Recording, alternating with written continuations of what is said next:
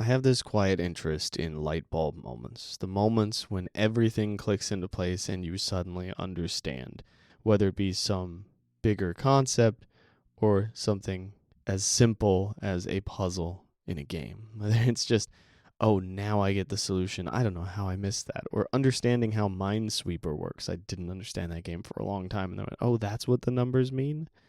Okay, cool. So there's I think two elements to a light bulb moment. There's the moment itself where you go, oh, now I get it, and everything clicks into place, and there's this emotional kind of glorious feeling to it. But there's also this quieter understanding, right? And you can get the understanding without having the moment of like glorious everything clicks into place, right? You can have that understanding, that moment of, oh, now I get it, without having this moment of like almost emotional catharsis. And I think when we really understand how something works, there's a difference, right? There's a different feeling, there's a different cognitive process between I kind of get it, I mostly get it, and oh, I get it. Like I understand the fundamentals. I feel like I'm on a solid foundation. And this is what I want to talk about today. I want to talk about it a little bit in terms of game design. Like I'm curious about light bulb moments in games. I've got an interest in, how this works in puzzle games, sure, but what about in stories? What about in connecting with a character's emotions and suddenly understanding where they're coming from and what their motivation is, or connecting with what the twists and turns are, or even what the creator was kind of, in your perspective, trying to get across to you. I don't know. I think it's an interesting element of games because a lot of the times games are trying to teach something to you, at least even if it's just conveying information to you, conveying a story to you, it's still teaching you in some way. And that means those light bulb moments are something that we can design into our games to some extent.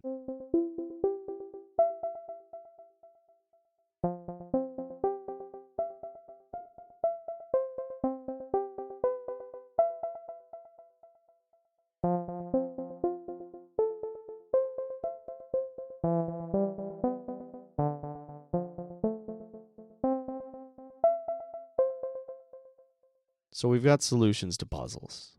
Those are clear light bulb moments, cut and dry, simple, sort of a typical thing that you think of when you think, oh, now I get it. Like that's a lot of the satisfaction of solving a puzzle. But what about a story-based light bulb moment? Not necessarily stereo, but character-driven light bulb moment. This is what really entices me in a story. The moment when you really understand what's going on in a character's head, when you get a little more depth from them, when you start to see what makes them tick, that gets me. And I feel like this is pretty rare, at least to the degree that I want it. I want characters that feel truly alive, where I get these feelings of, oh, now I get it, and then I'm still missing something, and I'm still looking for that, and I'm still trying to understand a little bit more of what's going on behind the scenes, behind the curtains, because you can never truly know a person, right? You can get glimpses, you can get understanding, you can get closer and closer and closer, but you will never know exactly what it is like to be them. Of course, and you shouldn't. But you'll never really fully understand someone's perspective, which is why it's so cool when you can have a light bulb moment, see into another person's head a little bit, and go, oh, I get it now. This is why this character is betraying people. And not just logically, not just, okay, yeah, this happened in their childhood, blah, blah, blah. More like, I feel why this character is betraying people. If I were in their shoes, I might do the same thing. That is a powerful tool. That is a incredibly cool way to make a game, to write a character, to connect with people, to show them a perspective, or even just to create like a weird, interesting fictional thing that you want to put into a world, right? Like you've met people who are this way, you've met people who are that way. You're kind of going, what happens if you combine those two? What would that be like? And you can create a version of that in your fictional universe, in your game, in your book, and even in a song, right? You can kind of imply these things through lyrics. The point I'm trying to get at is depth in characters is absolutely essential, and it feels kind of quick and easy in some ways. It's not at all. But there's the version of this where you go, oh no, this character has a lot of depth. They've got this backstory. This stuff happened, and you know, there's a lot of good reasons behind their actions, and you slowly find out the reasons behind their actions, and there you go. But does it give you that little tickle in the back of your brain? Do you have that feeling where you go, oh, I get it. Oh, that's why he keeps doing that. That's why this person doesn't want to team up with us. That's why this one is always running off on their own, doing their own adventures. Or that's why this person chose this risky career, right? Like, there's all this little background lore and knowledge that you can tie together. This exists in the universe, too. Oh man, how to convey this idea? Probably pretty simply, actually. Think about the world building that you really love. Games that you love the world building of, books, movies, whatever it is. Do you walk away from it knowing everything about the world? Or do you walk away from it having questions and wishing that you knew more? And then does the author ever answer those questions? And if they do, how do you feel about those answers? When you hear the answer, do you feel better? Are you excited about it? Do you still like the world 2 weeks later? Are you still as invested in it? Maybe you're more invested. Maybe there's new mysteries that it brings to light. Or maybe you just go, oh, okay, I get it. All right, next piece of media. I think that sense of there's more to learn here makes any character, any world, any game mechanic, anything more interesting, more worth investing your time in, more enticing. And that can be game mechanics, it can be stories, it can be absolutely everything. The environment, the visuals. But it's not just about challenge. I've been so focused on challenge. I've been so focused on good story. But what is good story? I've been so focused on these individual elements without fully recognizing the structure of it. And I think that this is one of the core parts of the structure of a good work of fiction, whether or not it be interactive. A sense of discovery. And now I'm wondering if I can think of a game or a book or something that I've enjoyed that does not have a sense of discovery that is leading the charge.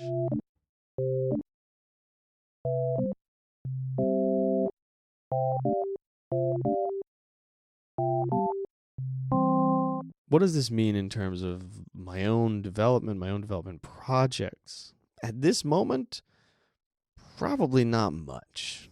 It might mean a lot for one of you.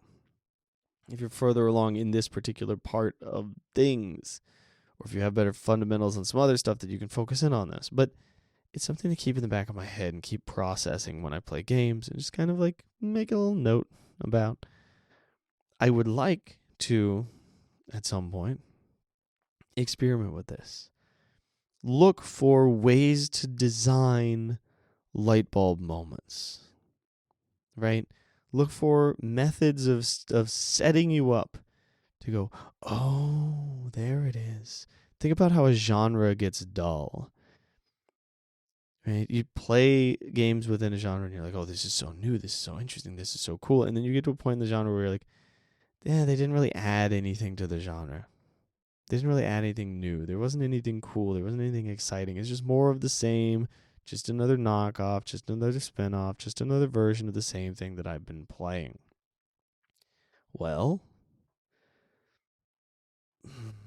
there's no light bulb there. There's nothing exciting. There's nothing to be discovered. And sometimes we can go a little too far with this, right? Like sometimes you're so deep lost in the sauce on the genre that you're like, let me push it to the boundaries, and then you become the most abstract artist in existence. But there is this element of pursuing light bulb moments. I'm sorry, I got sidetracked into a conversation about genres there. What light bulb moments can you create in your game? How can you lead somebody to that new discovery? I think this is why people say you need to think about your audience, because you need to know what is going to excite them and what is not going to excite them, right? What they have already seen a million times before and what is fresh to them. And you need to build some of your experience around that. Is this a game for you? If so, whatever. Build what's cool for you. Build what's new, what's fresh, what's exciting. But if you're building a game for somebody who has been playing shooters their entire life, you better mix it up. You better do something new with this whole shooter formula, and it better make them go, oh, that's interesting.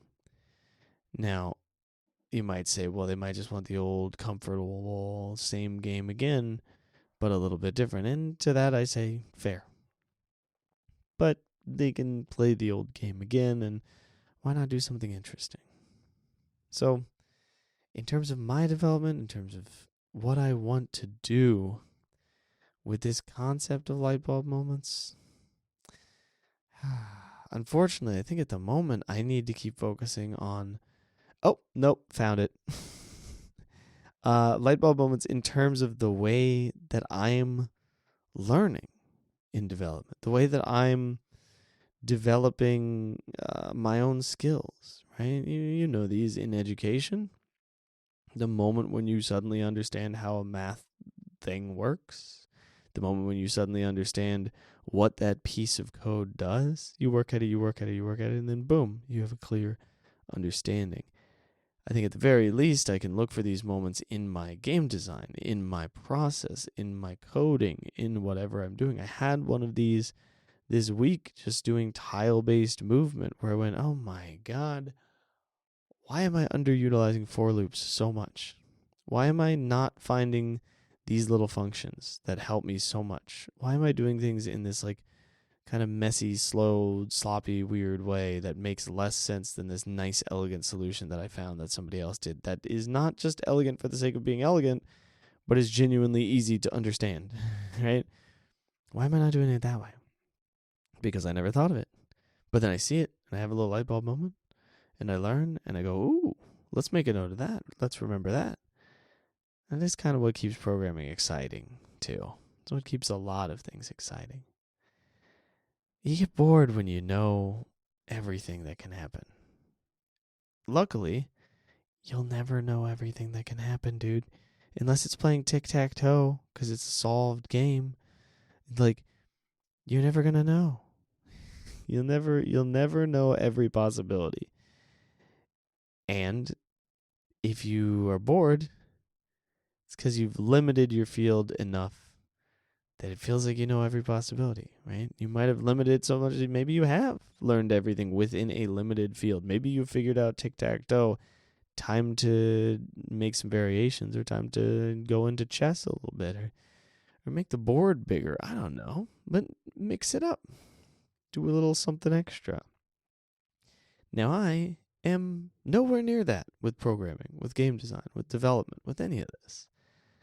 I don't know that anybody could be in that place. It's such a huge category of stuff that if you feel like you know what the future holds, if you feel like you know everything there is to know about something, and you're bored out of your gourd for the reason of there's just nothing else to discover, then you got to go exploring somewhere else. You got to go explore some new stuff. Alternatively, if you're bored, you might just be burnt out or tired or whatever, right? Now I'm talking to myself. That happens a lot where I'm just exhausted. No shame in it. It happens, and then you got to recover. Can you tell that I played Wanderstop recently? Yeah. That game was inspiring in terms of just letting myself recover.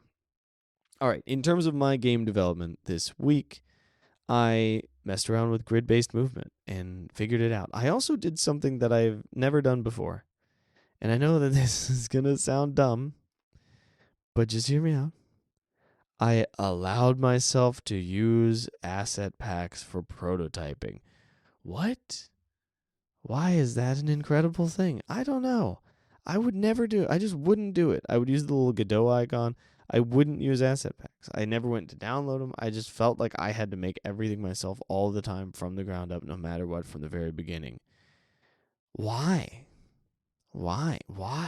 Okay, there's an argument to be made for that, but when I'm prototyping just ideas, just whatever, these aren't like, I'm not like making my dream game. I'm not like making something I'm trying to publish. I'm just making things. I'm just playing around and learning fundamental stuff, which, my God, I needed to be doing this like a year or two ago. But I guess I had to learn that I needed to do this. I'm just playing with fundamental stuff. Why would I not use an asset pack? Free asset pack. Right? Like, I'm using one from, what is it, Kenny? I forget if it's Kenney or Kenny. I think it's EY. So I picked up a couple asset packs from that. Just very simple tile stuff, right? Just something to let me have something move around on tiles.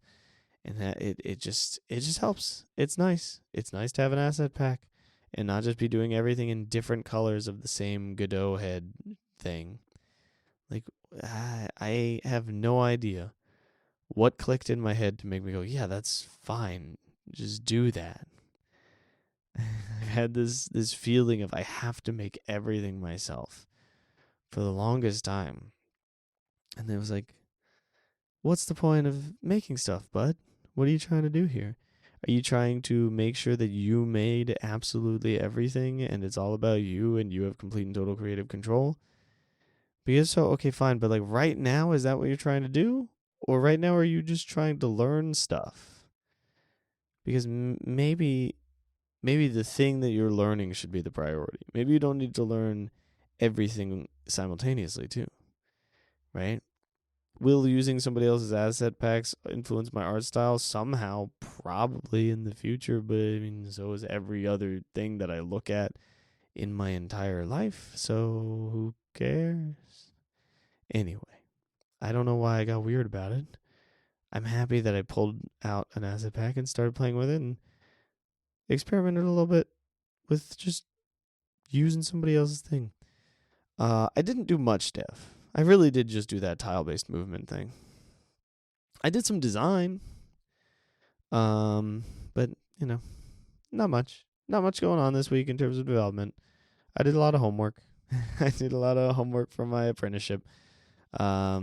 Every 3 weeks there's a week that is mostly homework.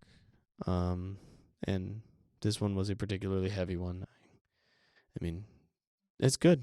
It's something that I need to do and I need to do well. So, if that means a little less, a significantly less game development 1 week every 3 weeks, okay, so be it.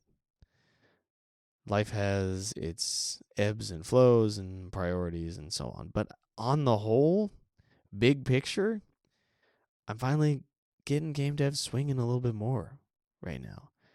We're starting to move in the right direction. And a lot of the reason that there are moments where I go, do I want to keep this podcast going right now?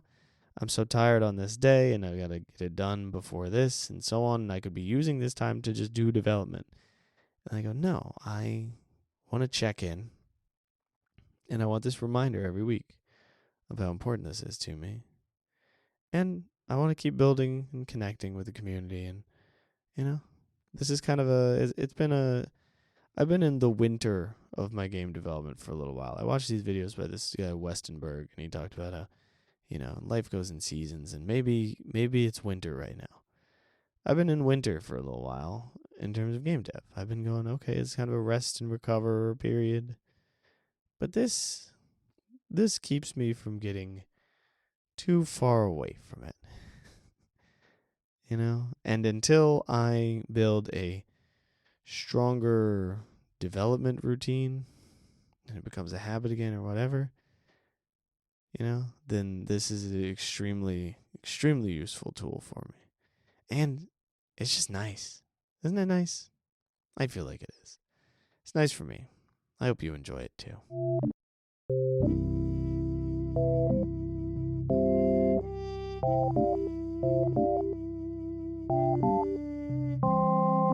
That's just about everything I've got for you this week. But I do have a question which we can discuss in the Discord. That question is, what makes a character interesting to you? I'm going to expand on that. I'm not going to expand on it when I ask it in the Discord. You can answer it however you want. But is it the story they're going through? Is it the depth? Do you like a shallow one-note character? Does my light bulb theory hold for you? Do you want to keep discovering things, or do you want them to be simple and clean and clear? Because I can think of characters that I absolutely love that are just comic relief. They're just solid. They're just always there, steady, same joke. Not same joke, but same vibe, minimal depth. They just add to the story by being a one-note character. So, what makes a character compelling to you, or interesting, likable? What do you like about a good one? That's it. That's this week. Thank you, as always, for joining me. I hope you were doing well.